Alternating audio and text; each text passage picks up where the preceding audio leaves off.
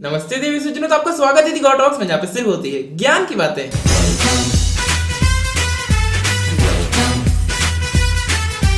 तो आज हम बात करने वाले हैं दी लास्ट ऑफ अस सीरीज के बारे में, क्योंकि इसका लास्ट एपिसोड आज रिलीज हो चुका है। मतलब कि इसका सीजन 1 खत्म, bye bye tata goodbye गया। तो ये एकदम सही वक्त है इस सीरीज के बारे में बात करने का, क्योंकि ऐसे बहुत से लोग होंगे जो इस सीरीज को देख रहे हैं पर उन्हें ढंग से कुछ समझ में नहीं आ रहा है, या फिर वो इस सीरीज को देखना चाहते हैं पर वो कंफ्यूज है कि इस सीरीज को अपना टाइम दे कि ना दे। तो चिंता मत करो, आपके सभी सवालों के जवाब इस वीडियो में मिल जाएंगे, क्योंकि मैं इस वीडियो में एक्सप्लेन करने वाला हूँ इस सीरीज की स्टोरी को, और लास्ट में सीरीज का मैं रिव्यू भी दे दूंगा कि आखिर आपको ये सीरीज देखनी चाहिए या नहीं। तो आओ यार, बिना ज़ॉम्बीज से लड़े प्रस्तुति को आगे बढ़ाते हैं। तो सबसे पहले बात करें सीरीज के बारे में, तो ये एक post apocalyptic fiction drama series है, जिसकी स्टोरी बेस्ड है 2013 के game the last of us पे, जो एक action survival zombie horror game है। और जिन लोगों ने भी दी लास्ट ऑफ अस के सारे गेम्स को खेला होगा वो इस सीरीज को अच्छे से समझ पाएंगे, क्योंकि इस सीरीज के सीजन 1 की story the last of us game के फर्स्ट पार्ट से उठाई गई है। जैसे कि आप देख सकते हैं कि गेम और सीरीज के कुछ सीन्स में कितनी ज्यादा सिमिलरिटीज हैं। लेकिन ये जरूरी नहीं है कि सीरीज को देखने के लिए आपको इसका गेम खेलना ही पड़ेगा। मैंने भी ये गेम नहीं खेला है और मैं ये सीरीज देख रहा हूँ, मुझे तो कोई कंफ्यूजन नहीं है। मैं तो कहूंगा जो लोग ये सीरीज बिना गेम खेले देख रहे हैं ना, उन्हें ज्यादा मजा आएगी, क्योंकि जिन्होंने गेम खेला है उन्हें तो स्टोरी पहले से ही पता है। वो तो बस गेम का नॉस्टैल्जिया और लाइव एक्शन का एक्सपीरियंस लेने आएंगे। लेकिन जो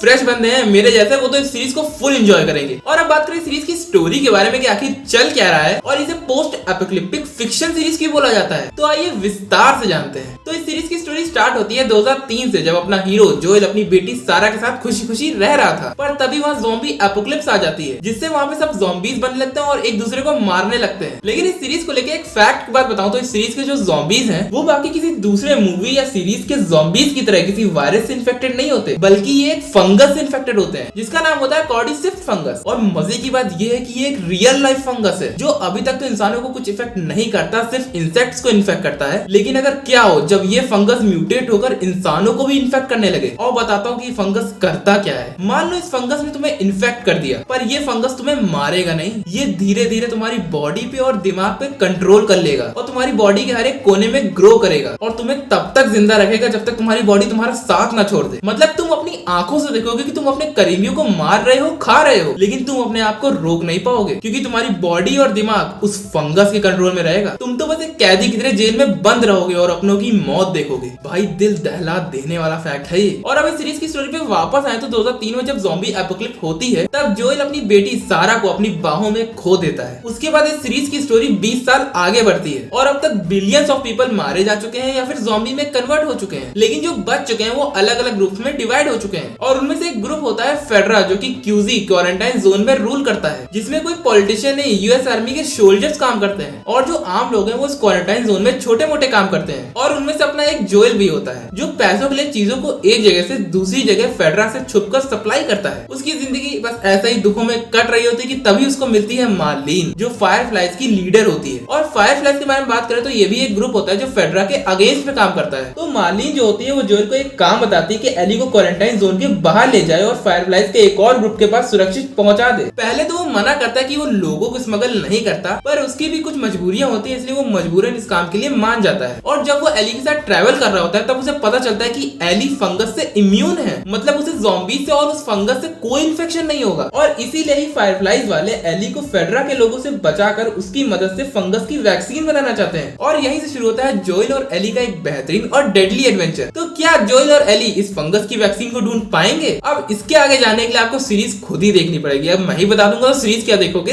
बस इतना ही बोलूंगा, इनके इस एडवेंचर पे आगे चल के अजीबोगरीब ज़ॉम्बीज, लुटेरे, नए नए ग्रुप्स और हरामी किस्म के आदमी औरत सब मिलेंगे। तो ये थी सीरीज की बेसिक स्टोरी, जो मैं कहूंगा आपको पता होनी चाहिए। और अब बात करते हैं सीरीज के रिव्यू के बारे में कि आखिर आपको ये सीरीज देखनी चाहिए या नहीं। तो मैं कहूंगा 100% देखो। भाई मेरा दिल जीत लिया इस सीरीज ने। मुझे नहीं पता इसका गेम कैसा था, पर ये सीरीज एकदम ब्रिलियंट तरीके से लिखी गई, क्योंकि मैंने सुना है ये गेम में एक्शन की तरफ ज्यादा गए हैं। लेकिन वही टीवी सीरीज की बात करें तो ये सीरीज एक्शन की तरफ ना जाकर इमोशंस की तरफ जाती है, और इमोशंस ही तो है इस सीरीज की मेन पावर। मतलब ये सीरीज एक ज़ॉम्बी एपोकलिप्स पे बेस्ड है, और वही इसके जैसी दूसरी ज़ॉम्बी मूवीज या सीरीज को देखे तो उसमें एक्शन, मारधाड़, खून खराबा, सीरियसनेस, बस यही सब होता है। पर इस सीरीज में ऐसा नहीं है। ये सीरीज ज़ॉम्बीज पे, एक्शन पे और खून खराबे पे ज्यादा फोकस ना करके इस सीरीज की खूबसूरती पे, जोएल एली के इमोशनल रिलेशन पे और ज़ॉम्बी एपोकलिप्स के रियलिस्टिक अप्रोच पे ज्यादा फोकस करती है। मतलब कि आगे चल के ऐसे ज़ॉम्बी वाली बकचोदी हो गई तो तुम क्या करोगे। बस यही रियलिस्टिक अप्रोच तो मुझे सीरीज का अच्छा लगा कि तुम भी उन कैरेक्टर्स के दर्द को समझ सकते हो। तो बस अपने आप को मुझे यहाँ रोकना पड़ेगा, क्योंकि अगर मैं ज्यादा बोला तो हो सकता है मैं आप लोग को कंफ्यूज कर दूं या स्पॉइल कर दूं। तो लास्ट में बस यही बोलूंगा कि ये सीरीज मजे से फुर्सत में बैठ के देखने वाली है। मुझे तो हर वीक इसका इंतजार करना पड़ता था, पर अब इसके सारे एपिसोड आ चुके हैं। तो जाओ यार, जिन्होंने नहीं देखी, मैं कहूंगा इसको बिंज वॉच करना, मजा आ जाएगी। और हाँ, इस सीरीज के अपने फेवरेट कैरेक्टर के बारे में मेरे को कमेंट में जरूर बताना। मेरे फेवरेट तो जोएल और एली थे। कसम से पेड्रो पास्कल और बेला रैमसे की जोड़ी ने कतई आग लगा दी। तो बस इस वीडियो को यही खत्म करने का वक्त आ चुका है। और अगर तुमको ये वीडियो पसंद आई हो तो लाइक कर देना, सब्सक्राइब कर देना और शेयर कर देना अपने लोगों के साथ। तो मैं चलता हूँ आप लोग के लिए नया कंटेंट ढूंढने। तो चलिए, नमस्ते।